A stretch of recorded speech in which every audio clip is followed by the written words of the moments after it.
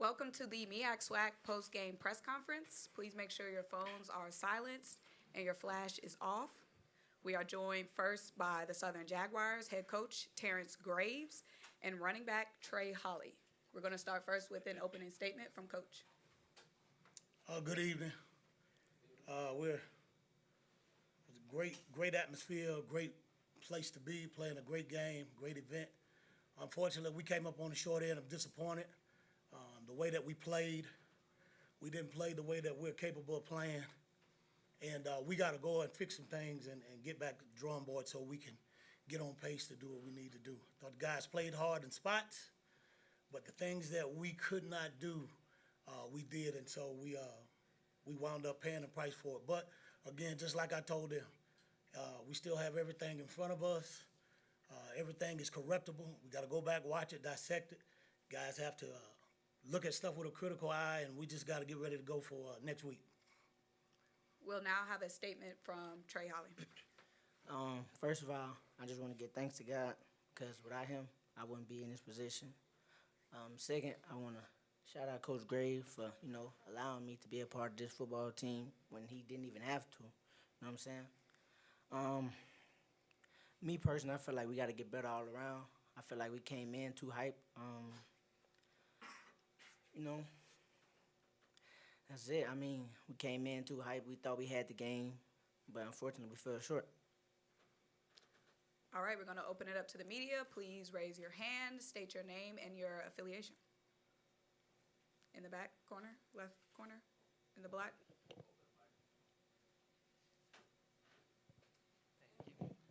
Brendan Fairbairn, WVLA Baton Rouge. Coach, this is for you too, Holly. After Holly's touchdown, it sounds like you had a heartfelt moment with him, hugged him. Can you share with whatever you're willing to and what that moment meant to you, Holly?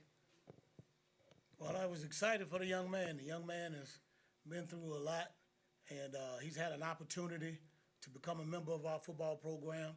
And I told him earlier, we had a conversation yesterday, and I told him earlier today, just go out and be who you are. Let the game come to you and just play the game. And that's what he did and what we do. Anytime a guy scores a touchdown, I'm always going to have a shareable moment because I want to let them know that, hey, you did something to help the football program. And so I'm proud of him. I'm proud to see his perseverance, his attitude, and I'm happy for him. Next to him in the gray polo. Coach, Kevin Baptiste, WFB in Baton Rouge. Coach, how would you assess the play of your defensive line, and how much of a learning experience was this for them? I think it's a very humbling experience. As I said before, I think these guys, some of them got a little too caught up in reading the newspaper clippings and watching the videos about how great we are defensively. And as I tell them all the time, you got to play this game. You can't talk it. All the pats on the back mean nothing if you don't go out and execute. And I think that we got to be better overall up in the front six, front seven. We got to play a lot better, and we'll be a lot better. Gentleman right here in the black hat.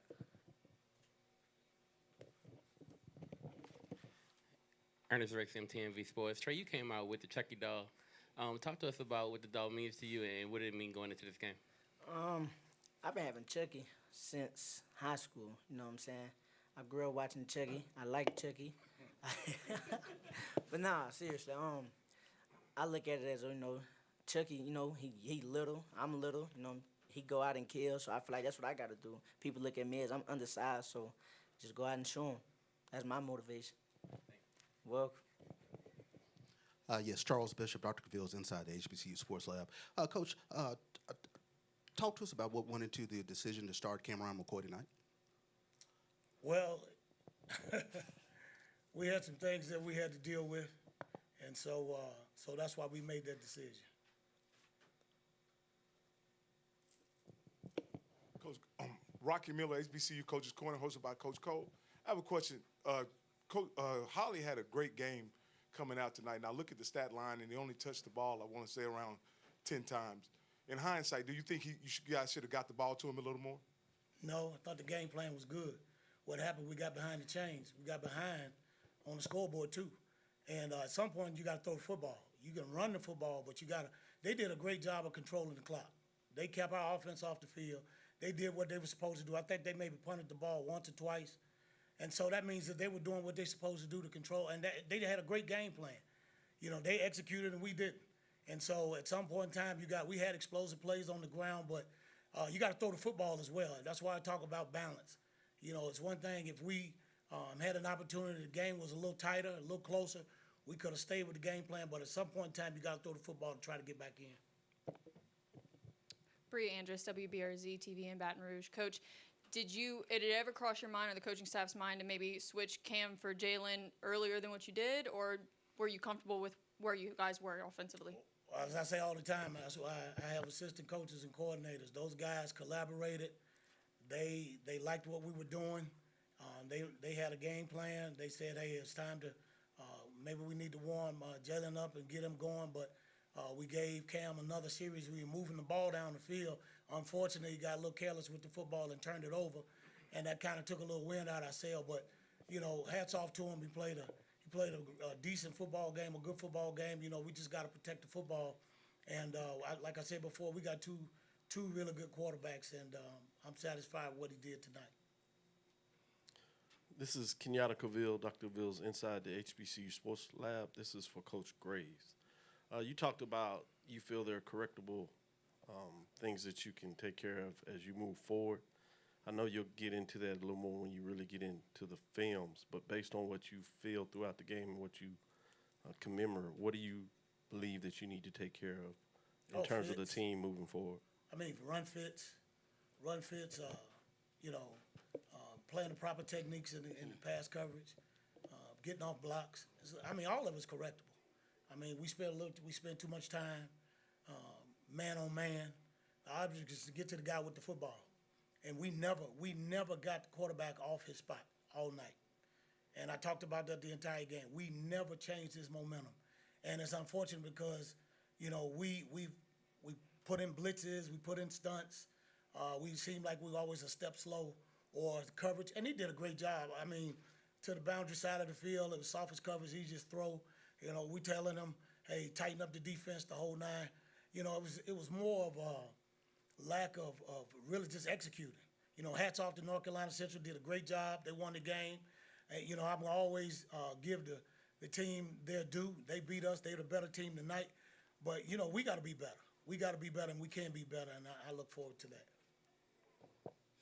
Coach, this is Mike Washington, Dr. Cavill's Inside the HBCU Sports. Talk a little bit more about that. Between the first and the second quarter, it seemed like your coverage went from man to cover two, where you were allowing cushions. You know, if you had to go back and rethink it, would you do anything different? Because it seemed like they were hitting those outside passes consistently. If you had to go back and redo it, would you do something differently? Yeah, we'll do a whole lot differently. They do a whole lot differently, but be that as it may, you know, they made the plays, we didn't. You know, we were in man coverage, and they were completing the passes. We were in zone, they were completing passes. You know, they were on and we were off. So we got to fix it. You know, we're not going to throw the baby out with the bathwater. We're going to go and we're going to correct the deal, and we're going to come back and we're going to get ready for next week. We'll have one final question. Coach, back here in the back, Reggie Chapman, 11 Live TV here in Atlanta. Obviously not the result that you were looking for, but can you just speak to what this experience has been like coming out to Atlanta, why it's a great location for HBCU football, and what it all means to just be out here? It's a great experience, a great event, great atmosphere. I think it's a midpoint for both conferences. The fans support, the alumni support. Everybody's excited to be in Atlanta. It's a great venue.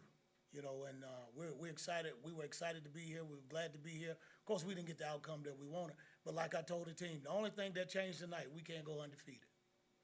You know, our goals are still intact. Our goals are still intact. And I say it all the time. You don't eat an elephant whole, you eat it one bite at a time. So we gotta go to the next bite, which is Mississippi Valley. And so if we take care of what we need to take care of each week, we increase our chances of being back here in December. Mm-hmm. So that's how we look at it. You know, we're not going to, the sky's not falling. You know, yeah, it hurts. We're disappointed because we didn't win. That's what a competitor is and what he does. But we're gonna come back. We're gonna fight. So, you know, we enjoyed the event. We love it. We look forward to trying to get back here in December. Thank you, Coach. Thank you, Trey. Thank y'all. Go Jags.